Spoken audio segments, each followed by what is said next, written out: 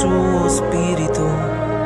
La carità non fa rumore, solo quando è pura coltiviamo l'altruismo come una preghiera.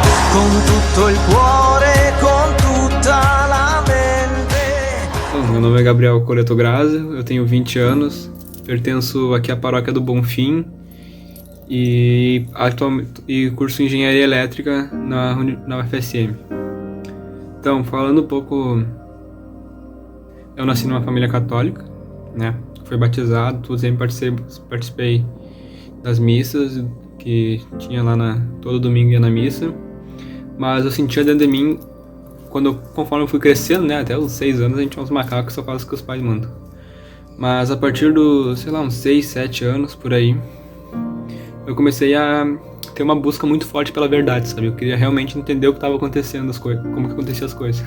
Tanto que hoje eu faço engenharia, né? Mas eu queria realmente entender, sabe? Cara, Deus existe, sabe? Eu tinha essa dúvida muito forte. Cara, e se Deus existe, cara? Se tem uma religião que é a religião de Deus, no meio de tantas religiões, cara, será que é justamente a Igreja Católica que é a religião certa, assim, sabe? Será que é ela? Aí eu não estudava, né? Porque criança não estuda, mas eu assistia bastante Discovery Channel. E lá eu via, sim, vários cientistas tem depoimento lá. E eles falam sobre a criação do universo. E eu fui atrás da ciência, né? Fui ver se ela respondia essa minha questão. E aí lá eu encontrei a ciência e me veio a ideia que a ciência contrapunha Deus, né? Que era ou uma coisa ou a outra. Porque a ideia que tem por aí é que o universo é um fruto do acaso, sabe? Que a gente não é uma criatura de Deus, que a gente não foi criado. Que simplesmente teve o Big Bang e as coisas aconteceram do jeito que aconteceram e por acaso na Terra surgiu um ambiente adequado para a vida, sabe? Propício para a vida. E era isso que eu acreditava, sabe? Que eu era fruto do acaso, todo mundo era fruto do acaso. E era esse pensamento que eu tinha dentro de mim. Só que daí eu acabei entrando nesse ateísmo, né? Porque, sabe, ou um ou outro, sabe? Eu acabei ficando com a ciência nesse caso. E aí, enfim, eu era muito criança, né? Não tinha autoridade sobre mim. E eu continuava indo na missa, né? Porque meus pais me obrigavam. E mesmo assim, quando eu ia na missa, sabe? Durante as missas, as músicas sempre me tocaram bastante. E nisso eu sempre pedia, né? Porque sempre fala aquela música usando nas alturas, né? E aí eu rezava, ou das alturas, né? Eu chamava Deus de o das alturas. Se tu existe, me dá um sinal, porque pelo que estavam me apresentando, sabe? Pelo que eu tô vendo aqui, não tem como eu acreditar em ti, sabe? E aí eu pedia motivo pra acreditar em Deus. E também porque não tinha ninguém católico na minha idade, né? Todo mundo era criança também, né? Mas eu não tinha nenhum exemplo católico, sabe? Ninguém que eu conhecia não conhecia a gente católica, sabe? O católico era tudo chato pra mim, sabe? Não tinha um guri de 20 anos que estava na faculdade, que era legal, que eu me espelhasse em alguém católico, sabe? As pessoas que eu me espelhava eram, moralmente, assim, não eram nada demais, sabe? Era uma pessoa boa, assim, mas não vivia religião, nem nada. E aí eu acho que faltou muito esse exemplo de alguém católico pra mim, sabe, né? Até mesmo dentro da minha família. Bom, aí depois de um tempo, eu fiquei nessa aí, por muito tempo, não tive coragem de falar pra minha família da minha opinião sobre a religião.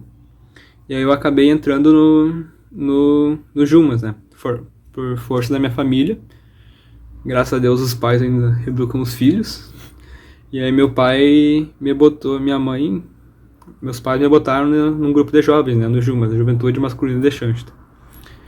E no início eu ia meio forçado. E aí depois de 6 meses lá participando, teve um retiro. E nesse retiro eu tive uma experiência muito forte, né? Que foi realmente, sabe, eu sempre rezava assim bastante para Deus mandar um sinal. E aí nesse retiro eu tive essa experiência. E aí é engraçado porque logo depois que eu tive isso, né, assimilei um pouco as coisas. Eu tava com a cabeça tava num estágio emocionalmente frágil, digamos assim, né, tinha passado por uns problemas pessoal. E aí eu tive essa experiência. Aí eu pensei, bom, pode ser duas coisas. Ou pelo meu estado emocional de agora e pelo ambiente que estão criando no retiro e por todo esse clima que tá envolvido aqui, eu tô vendo coisas, sabe? Tô ficando meio louco. Ou Deus mandou um sinal, sabe? Era uma dessas duas. E é engraçado como tu vê a liberdade que Deus dá pra nós, cara. Depois de tudo isso, eu ainda tinha que escolher, sabe? Se eu ia acreditar ou se eu não ia acreditar. E aí, acabou que eu falei, não, já chega, né? Vamos dar um basta nisso. Vamos dar um voto de confiança pra Deus e vamos ver. Vamos parar de fugir, vamos ver o que ele tem pra me oferecer. E aí sim eu comecei a participar mais ativamente, né? Comecei a me interessar pela coisa de verdade, comecei a estudar. E fui gostando, fui pegando gosto pela coisa. E hoje, né? Hoje eu sou dirigente do Jumas, né? Um grupo de 15 jovens. A gente tem a missão de crescer tanto em espiritualidade quanto em número ainda. Cara, antes eu queria fazer uma... A ciência leva pra Deus? Leva, evidentemente, né? Deus criou a ciência. Então a ciência leva pra Deus.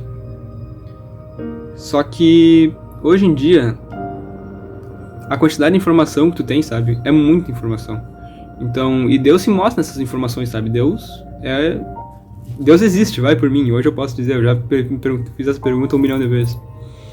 Tem muita informação, então tu pode dizer tranquilamente que quem não é católico é porque não quer. Sério, é porque tem algum problema com a igreja, alguma implicância. E porque é teimoso. É simplesmente por isso. Porque o horror de santos que tem por aí, né? Cada santo tem no mínimo 2 milagres confirmados. E a igreja católica tem cerca de 10 mil santos. Então é no mínimo 20 milagres que nenhum médico, seja o que for, nenhum médico, nenhum especialista do caso consegue explicar como que aconteceu. Então, o tanto de aparição também que tem, né? Aí nisso tem Nossa Senhora de Fátima, que pra mim proporcionou um crescimento espiritual muito grande. São Pio também tem... A história de São Pio é maravilhosa. São João Maria Vianney, né? Que mostra a força da oração. E, enfim, esses aí foram alguns casos que influenciaram bastante na minha vida. E tem uma coisa que a ciência não consegue responder, né? Qual o sentido da vida? Essa é a grande pergunta, né? Que todos os cientistas se fazem. E eles nunca vão achar essa resposta. E a igreja tem essa resposta há muito tempo. Que é... O sentido da vida é Jesus, né? Jesus Cristo. Porque não tem como tu colocar outra coisa no sentido da tua vida, sabe? Porque 95% das pessoas hoje, principalmente os jovens, colocam o centro da vida em si mesmo, sabe?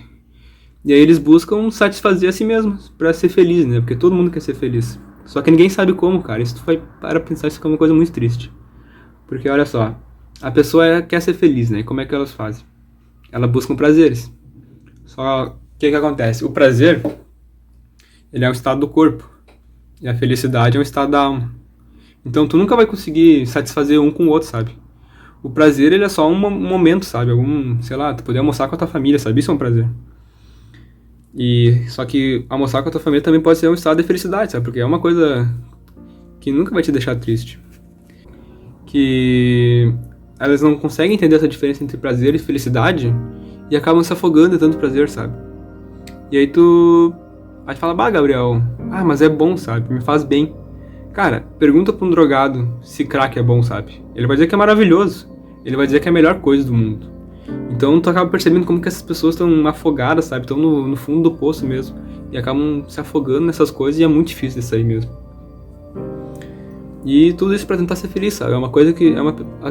A pessoa, ela quer ser feliz, mas ela tá tentando ser feliz do jeito errado, sabe?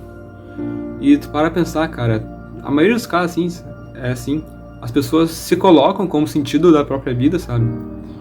Quando no caso elas deviam estar colocando Deus. Porque Deus é quem pode te dar felicidade. Deus é a única coisa que pode te fazer feliz é Deus.